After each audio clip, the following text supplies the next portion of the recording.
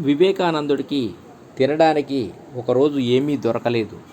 అప్పుడు ఏం జరిగిందంటే, ఒకసారి స్వామి వివేకానంద ఉత్తరప్రదేశ్ రాష్ట్రంలోని ఒక రైల్వే స్టేషన్లో ఉండగా ఒక సంఘటన చోటు చేసుకుంది. వివేకానందుడికి ఒకరోజు తినటానికి ఏమీ దొరకలేదు. ఆయన వద్ద చిల్లిగవ్వ కూడా లేదు.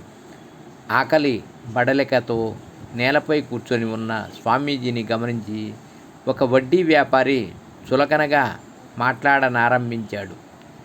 అతని ఆలోచన ప్రకారం ఎవరు సన్యాసులు అవ్వకూడదు అతడిలా అని స్వామీజీతో అన్నాడు.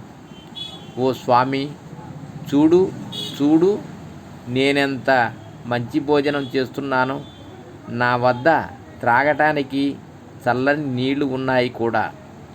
నేను డబ్బులు సంపాదిస్తాను కాబట్టి నాకు మంచి మంచి వంటకాలు వగైరాలు అన్నీ సమకూరాయి.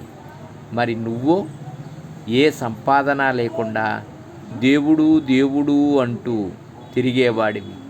అందుకే నీకు ఈ బాధలు.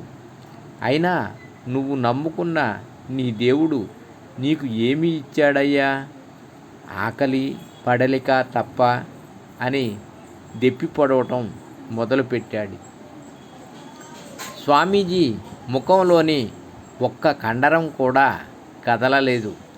విగ్రహంలా కూర్చొని భగవంతుని పాదపద్మాలనే తలుచుకుంటున్నారు. అప్పుడు ఒక అద్భుతం జరిగింది. మిఠాయి కొట్టు యజమాని ఒక వ్యక్తి వెతుక్కుంటూ వచ్చి స్వామీజీ పాదాలపై వాలి వెంట తెచ్చిన భోజనం పొట్లం చూపిస్తూ స్వీకరించమని ప్రాధేయపడ్డాడు. స్వామీజీ, ఎవరు నాయనా నీవు? నేను నిన్ను ఎరుగనే. పొరబడుతున్నట్లున్నావు. నీవు వెతుకుతున్న వ్యక్తిని నేను కాదు అని అంటూ ఉంటే ఆ వ్యక్తి స్వామీజీ ముందు చిన్న పీట వేసి భోజనం ఒక ఆకు మీదకు మారుస్తూ, లేదు స్వామి, నేను కలలో చూసింది మిమ్మల్నే. శ్రీరామచంద్రమూర్తి స్వయంగా నా కలలో కనిపించి మిమ్మల్ని చూపించి, నా బిడ్డ ఆకలితో ఉంటే నీవు హాయిగా తిని నిద్రిస్తున్నావా? లేచి అతనికి భోజనం పెట్టు అని ఆజ్ఞాపించారండి.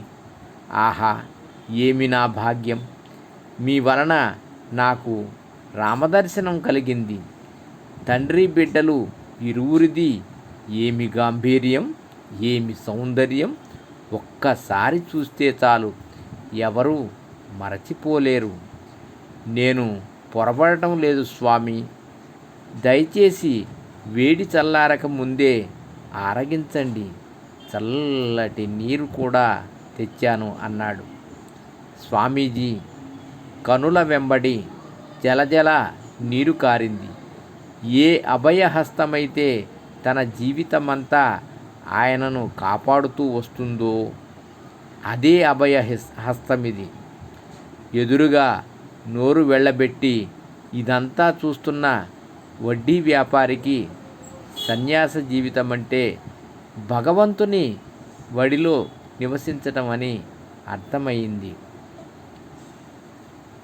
అశ్రునయనాలతో లేచి వచ్చి స్వామికి సాగిలపడి నమస్కరించాడు.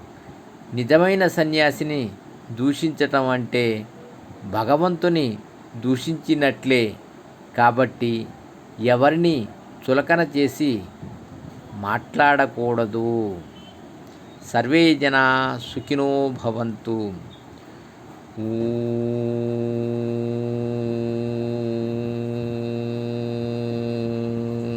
నమః శివాయ.